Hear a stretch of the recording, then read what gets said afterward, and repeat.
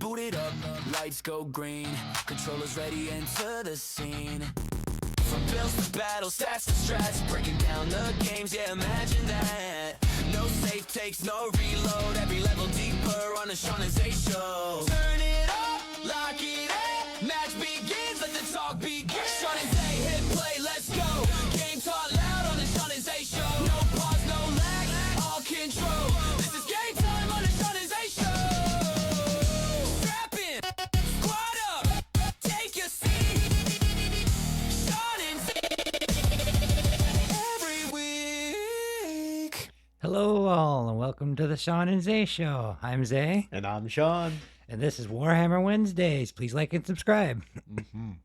Today we will be going over Book 4 of the Horus Heresy series, The Flight of the Eisenstein. This book is really good. Mm-hmm. We listened to it at work. We were working on the job and over the speaker, and we kind of get interrupted here and there. But this is my fourth re-listen to the book, so I'm trying to study more on the topics for everybody, our fans and stuff too. So we're pretty dedicated. We're listening to the books, and we're all in all just trying to be more informative and more helpful to anybody new or anybody who's a current fan of Warhammer. Please come in and join and give knowledge. It would be awesome to comment and hit that like button. Of course, especially because as much as me and Zay are big fans of Warhammer 40k, we're by no means experts. Not at so all. if you guys want to go into the comment section to give us some pointers, or even just to insult us on how little we know, we're completely open to that. So. Yes, fill that comment section, please. Mm-hmm. So I thought in the beginning of the book it was a little shift from the character's perspective because we're following a failed, not remembrance, or what are they called? A starter? They weren't like aspirators. Does that sound right? Were you about to say Astartes? Yeah, he was a Death Guard named Caleb. Mm-hmm. He was House Carl who failed in the final trials of the Astartes. That's right. Yeah. Yeah. Well, I like that one scene when he's talking. He's like, "Where did your will break?" the Thorn Garden. Yes, the Thorn Garden. Too good. That was so good. I gotta say though, it's kind of sad that we had our first ever book without Gabriel Loken. Yes, he's mentioned. He is. And there's plots and stuff that fill in because this book takes place after the Istvaan III. Well, it's kind of it has there. a before section and then while it was happening, Yes. and then the aftermath. This is from the perspective of the Death Guard, and you'll see Mortarion, and you'll get to meet Captain. What is his name? Terminator. You'll get to meet Terminator. Terminator. Sorry, my speech. And then what else? I would like to ask you, Zay, how much did you know about the Death Guard before reading this book? Because I knew very little. I knew very little myself about it, and it just honestly made me like even sadder with their tragedy. I did know Mortarion's background. That's probably the most I could tell you. I knew a little bit about Mortarion, and they go a little bit into his homeworld and how he rose up and defended it. And I like the what was it? His Death Reaper Guard, was that called? Oh, they were called the Dusk Raiders. No, that was their chat. That was what they were called before they were called the Death Guard. I'm talking his personal guard. Oh, I don't remember exactly what his personal guard was called. But they were only allowed the scythes. Oh, that's right. Because Typhus was on that board. Mm-hmm. Captain Typhus, yeah, he's another character you get to meet, a huge player in the fall of Mortarion, I think. Oh, huge contributor. In fact, one could argue he was the main reason why it happened in the first place. You get glimpses of the corrupt Nurgle, grandfather Nurgle in this one. It's so good. Though I will say it's a little bit disappointing in the fact that throughout book 1 through all the way to Flight of the Eisenstein, not Einstein. We keep seeing like Nurgle. Nurgle's influence here, Nurgle's influence there. And the Zinch, and you got Siege is like Here and hinted there. only once, as far as I can remember, which was the burning of a library. Yeah, the library, Yes. the main one in the first. but you book. were and then in the first 3 books you also got a glimpses of Korn too, because of the world eaters going berserker sometimes, like absolutely berserker. Yeah, I just, but like when it came to like the demons, because it was the aftermath of István III. Everyone's back on the ships and heading out. Um, Typhus is basically responsible for a demonic incursion that happens on the ship with Mortarion. And big spoilers, by the way. Just Yes, be warned, if, folks. if we haven't mentioned this before, but we will. We're here to give knowledge. We're going over a book review, so this book there will be spoilers. You've been warned. Mhm. But like they go into like the demons and whatnot, that kind of appear and whatnot, and then we also see the following of our characters as they go through like uncharted warp territory, and they get attacked by even more Nurgle demons. And I just kind of wish that like we saw something else, not like that we had to replace Nurgle's influence in the book, but like let's see some other guys. Like I want to see a bloodletter from Khorne's faction, or maybe the demonettes from Slanesh or something like that. Because chaos undivided is a thing, and sometimes the Yep. demons of different factions will actually work together to. What's attack kind a of weird foe. is they like from one of Luton's videos. What I remember is that like they were like counter opposites of each other too. Like Oh yeah, on- they hate each other as much as they hate the world. Well, I shouldn't say they really hate, because in their eyes they actually call it the Great Game. That's how the chaos. That's how I gods remember a little view bit it. about the chaos and stuff, and I would have to dig back into the lore about them a little more, because we're slowly building up to what would be considered the modern 40k. Like this is before all of that. Yeah. 10,000 years to be exact, I think. Correct. Yeah. Oh, so good. I think I'm ready to break out the first burning question. All right, of the bet. day. So, let's go for loyalty versus obedience. Garro. So on István III, before the true betrayal was happening, you had the Valkyrie that was coming in with the warning that a virus bomb was about to be dropped. But Garro sees it, lines up all of his guns to basically fire upon the Valkyrie, and he was ordered to fire at that Valkyrie. But Garro chose not to. Last second, basically saving the life of that person, if I remember correctly, and or he got shot down later, but it wasn't because of Garro. Garro decided to hold his fire because he questioned the idea behind it. He believed that he was going to open fire on a friendly Yeah, Astartes I remember ship. that part. He's like, "Those are our brother Astartes." Exactly. They didn't know what to think, and because you don't really grasp that Astartes fighting each other in Mortal Kombat is unheard of up until the István III massacre. Mm-hmm. Like it was unthinkable. Like why would you kill your own brothers? Your brothers in combat. You fought in wars together for 2 centuries up until this point, because they keep mentioning that the Emperor is gone, that he left to do his own work, and this is what's leading up to the Horus Heresies, because they feel like they have been abandoned, even Mortarion. And it's mentioned several times by ones who get corrupted too. Like, we've been forsaken. Mm-hmm. Like, do you think that meant, like, in total, like, just their chapter in general? Or do you think it meant, like, the entire Imperium Legion as a whole? Yeah. I think it is.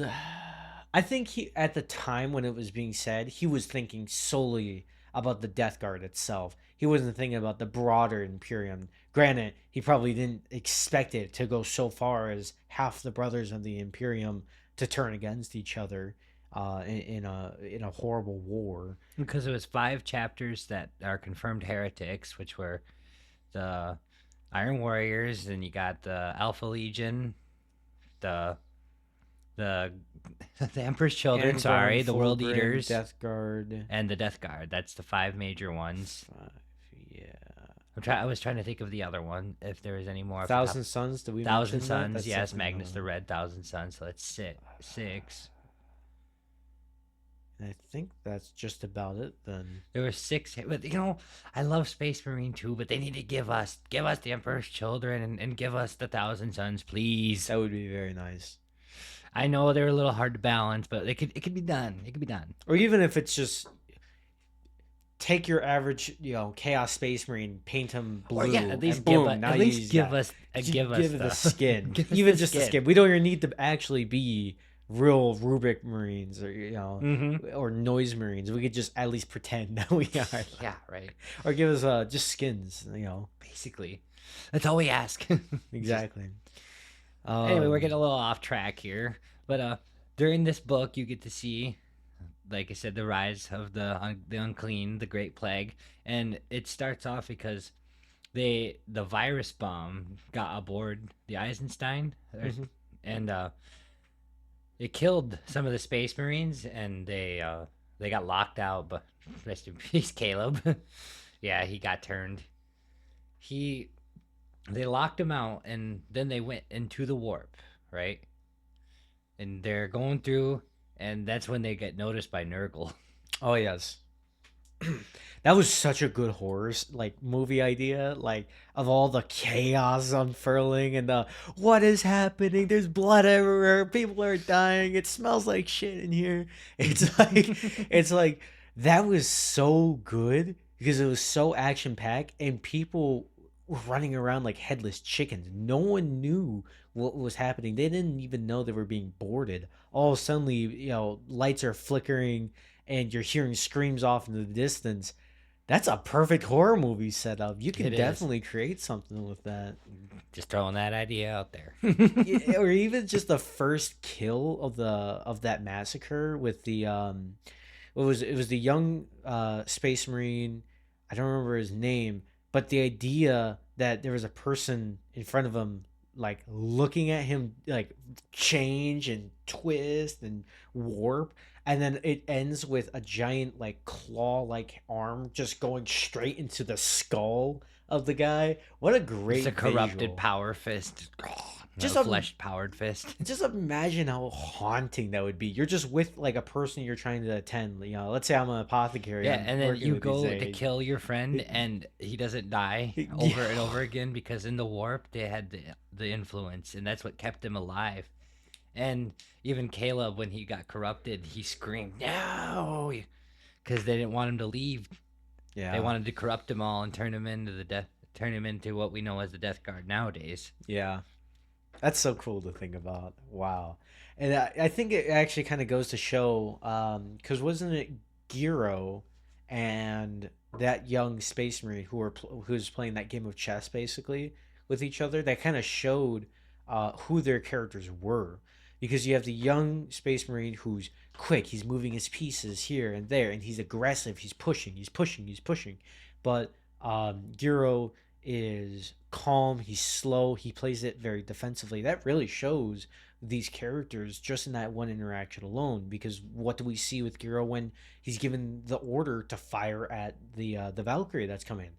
He chooses not to shoot, he holds his fire, he tells his men not to fire. He takes it very slow and very defensively.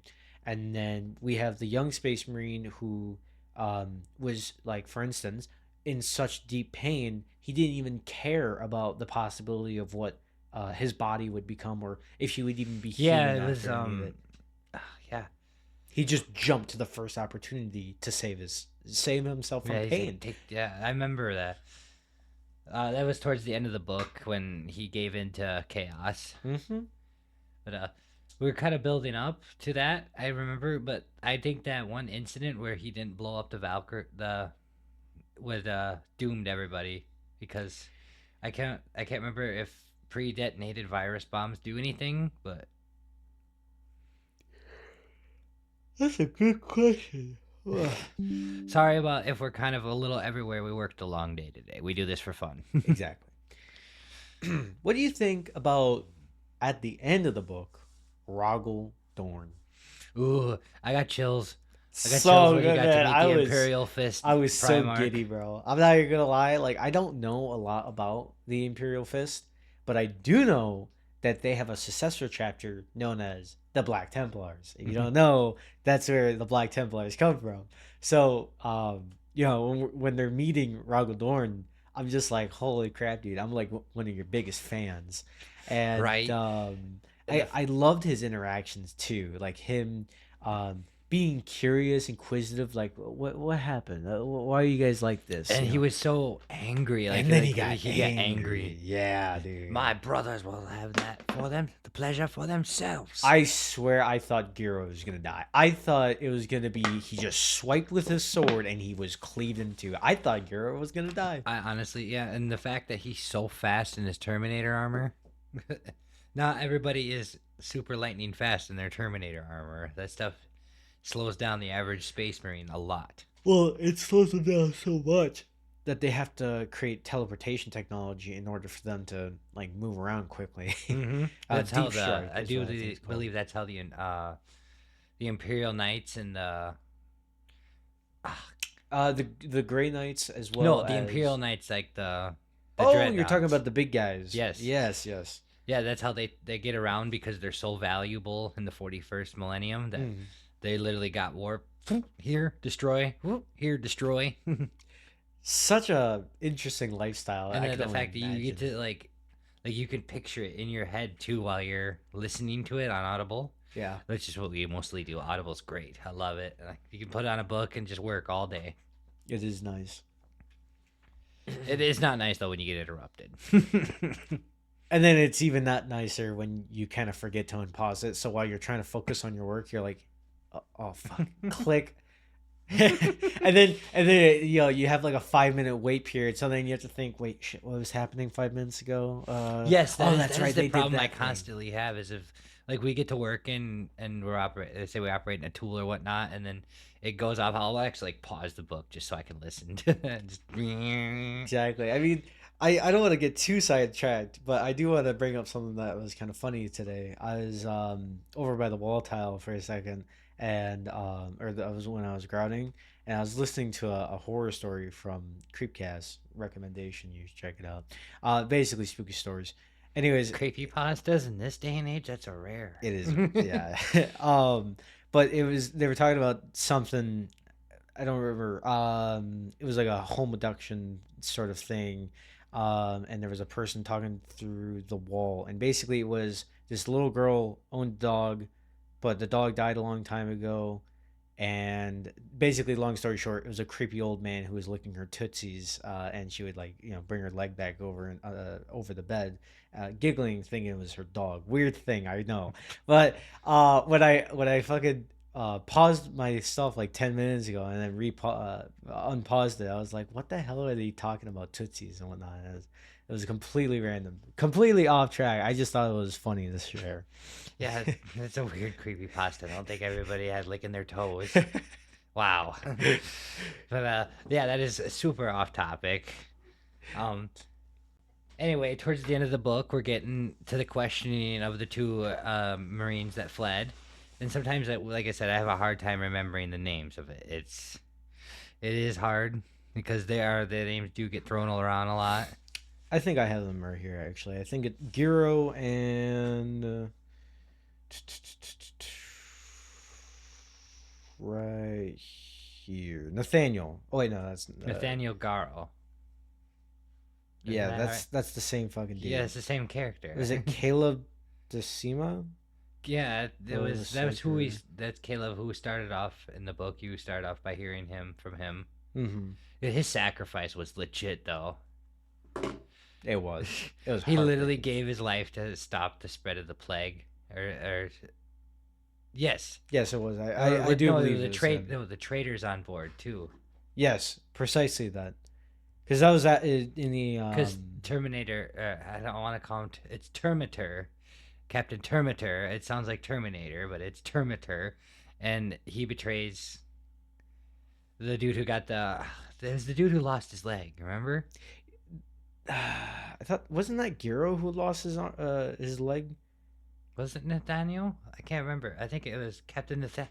Yeah. You're right. It had to be because then he said, "Get me in sword distance, I'll kill you." Yeah, that was bone chilling, dude. So Can you good. imagine losing your leg and be like, to hell with it. Give me a bolter. Give me a sword. I will cut them down. That reminds me of the fucking meme of the commissar in the tank with the sword, and he says, "Get me closer. I wish to hit them with my sword." That's a good 40K. What a beautiful thing. Yeah, it's weird. Like in 40K, they swear, but it's like totally different. It's like, by the throne, Or by the throne, or holy emperor. yeah, it's like they say damned and whatnot all the time, or Well, you know, that's got to get its rather than pass. say go to hell, they say I spit at you. Mhm. You know, because the thought of hell is just absolute. In 40K, is just Well, it's- that would mean you're recognizing a religion, and that's obviously against the imperial truth, as we brother heresy at this hour. know. Oh boy. Oh, dude, I really can't wait to get into some more of these books too. Like, especially Fulgrim. I think you really, really gonna want to pay attention to Fulgrim because we were listening to it. Remember? Mm-hmm. But I know we kind of like. I only heard bits and pieces. I was, for the most part, But outside. I gotta say, up until this point, Fulgrim has got to be my favorite story, and it's one of the saddest. I think, like, dude, I almost cried at the end of it. I was like, Wow. I'm a man. I will cry when a sad when a sad moment happens in a book or anything else. I won't cry because I hit my hand with a finger. Dude, now I feel like A hammer with a. we're gonna be doing the next episode. We're just gonna we'll have a box of tissues right here. Let me know though. I don't know what happens next, so I'm eager to see what the big fuss is about the Book of Fulgrim, because I've heard a lot of other people talk about the book, but everyone refuses to spoil it for me. Another thing is, while we were working last week too, we had several people come up to us. Who were like, "Hey, are you listening to the Horus Heresy?" Hell yeah, I'm we a job are. site speaker. I'm like, So yes. cool. That is so nice, because it's like everyone deep down inside has Everybody, a like the special dude who was passion in the and, like, roof, he's like, yeah, I was up there listening. I was like, what the fuck are they listening to? I was just like, oh, are they listening to the Horus Heresy? Yeah, because there was basically two types of people on that job site. Either there was the people who knew what the books were about and stuff like that, and they knew at least the Warhammer 40K universe, and then there was those who didn't know anything about what was happening, and yet hearing the craziest shit come on in the other room, and they had to peek their heads and be like, what the hell are you guys listening to? Yeah, some people would, and then other people. Then we had some guy come up there and talk to us for a little bit about it too. That was so nice. cool. And that's what we hope to do here: is just interact with us, talk about it, make fun of us for all week. Well, you know, we don't do the best, and we're trying. But it's fun. And It's that's fun. the main takeaway. So we're just having fun. Because if we weren't having fun, this would just be a slag. It'd be like, what's the point? And finally, we'll wrap it up here I think shortly. so. Here with the ending of the book, they're all basically imprisoned. The whole Oh, rest yeah. of the unit No of the doubt. Loyal Death Guard is imprisoned on the moon, Mm-hmm. so close to Terra. And at this point of the heresy, nobody believes it's happening. Like, there's so many miscommunications and the utter disbelief that the War Master Horus would ever consider doing. Rogal Dawn was ready to kill those two for even speaking such. Well, he loves his brother, and if I remember Yeah, correctly, he they're was all in brothers. support of actually Horus being the War Master, if I remember correctly. He was, and the Primarch of the Iron Hands too. That's Did I right. say Iron Hands? Is that right? Iron Hands? Yeah, it is Iron Hands, which I think is a little silly because you have the Imperial Fist, and now you got the Iron Hands, and it's like The Iron Hands How many more hand-related are things? master crafters though. Like, that's what I honestly love. Perturabo would be proud. Yeah, if he didn't turn to chaos. We don't talk about that. We don't talk about Iron Warriors are my favorite, and Perturabo did nothing wrong. Hang on a minute. That sounds like a little case of the heresies. Yeah, I don't know. Slaughtering your whole planet considers doing nothing wrong. Exactly. So, what did you think of the book overall? 10 out a of good 10 book? would listen to it again and probably will. Like, I'm gonna get every single book on Audible and my book count on Audible is already over 150, and in the Heresy series there's a lot of books. And did you ever notice, if you scroll through the list, one of the books isn't available? I don't Really? know. Yes, I'm gonna have to find it somewhere else. I'll have to listen to it. Well, hopefully I can find it.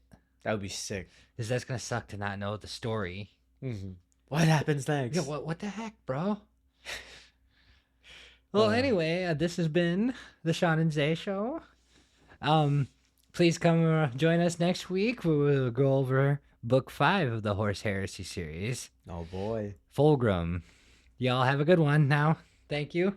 Stay grim.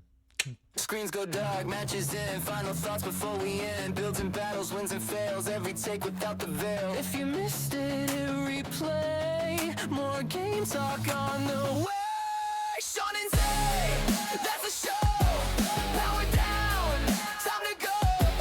Same place, same day, this is the Sean and Zay. Log out now. Don't disconnect.